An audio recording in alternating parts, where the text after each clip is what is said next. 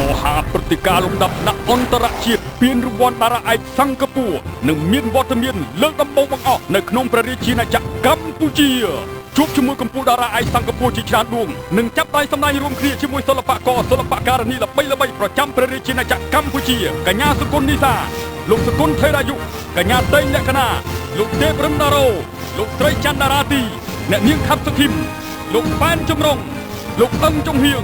កញ្ញាគង់តូរីដាលោកញ៉ែមសុគន្ធលោកខាត់ចម្រើនលោកណាខនលោកចនច័ន្ទតារា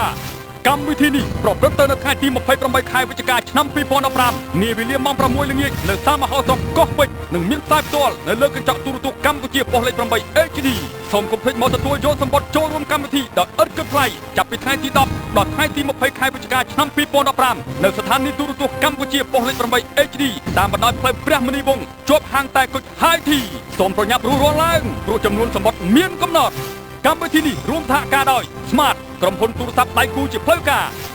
ឧបត្ថម្ភធំដោយ